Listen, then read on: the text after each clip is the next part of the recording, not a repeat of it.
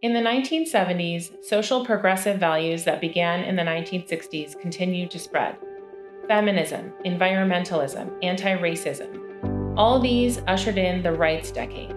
Civil rights, voting rights, gay rights, and women's rights were at the forefront. This was the era of leisure suits, track suits, culottes, and platform shoes. Cars went from the Challenger and Corvette to the Gremlin and Pinto. We watched The Godfather and Star Wars on the big screen, Archie Bunker and Carol Burnett on the little one, and listened to the Bee Gees, Earth, Wind and Fire, and Casey and the Sunshine Band. Before 1971, if you or a loved one were sexually assaulted or a victim of domestic violence, there was nowhere to turn. Domestic violence was accepted as normal, and sexual violence was viewed as inevitable.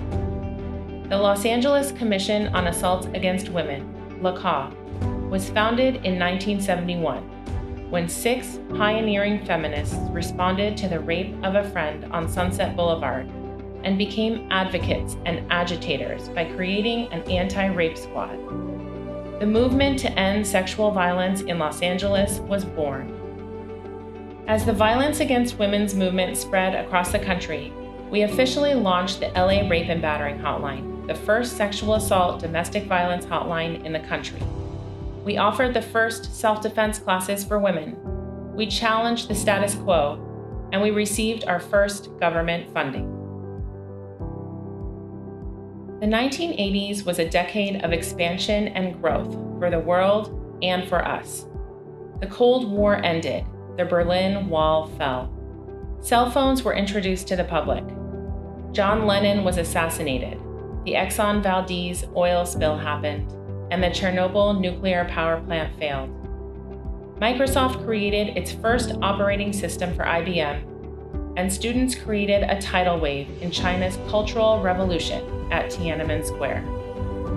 Closer to home, we were strengthening our core service offerings, creating our Deaf Services Program, child sexual assault prevention programming, our culturally specific Latina services, and expanding our volunteer training.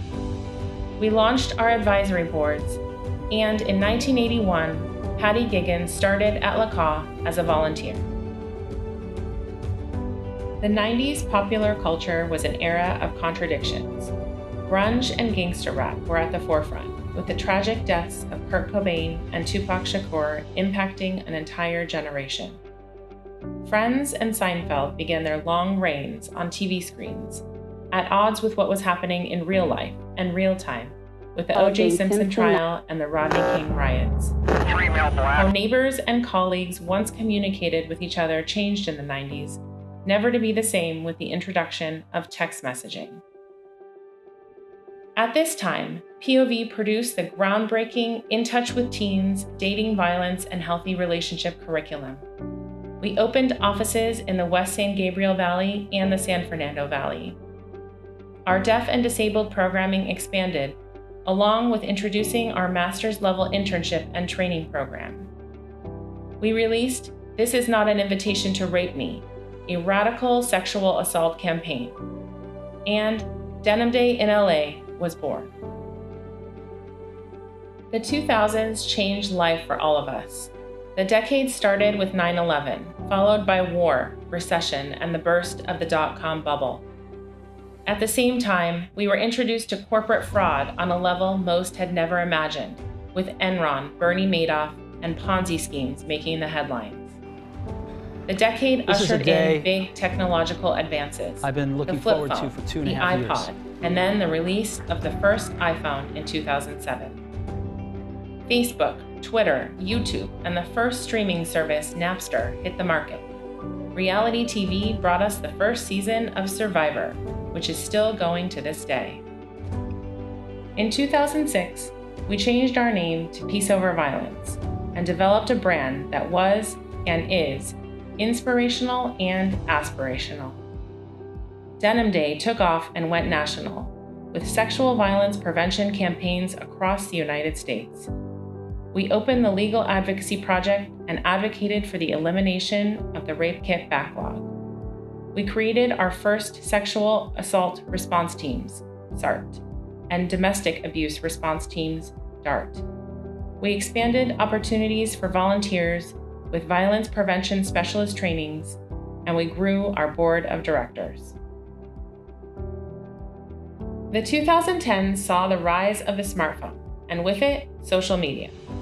Facebook and Twitter were well known, and along came Instagram, WhatsApp, TikTok, and hashtags. 2 royal weddings and Kim Kardashian broke the internet, and Black Panther broke the box offices. Grassroots movements, Black Lives Matter and Me Too, went national, then global, as did cancel culture. Denim Day goes global too and reaches millions.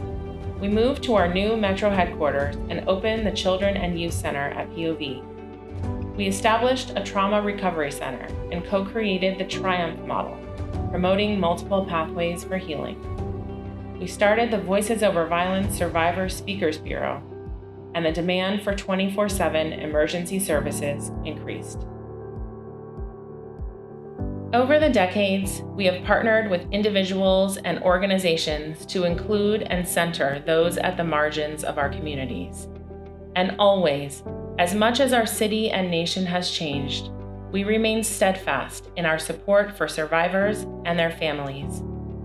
We have been and continue to be a feminist, multicultural, multi-generational, volunteer-powered, and survivor-centric agency. As much as there has been progress, we are not done, and there is still so much left to do. The needs continue to grow. The question for all of us as a society is, where do we go from here?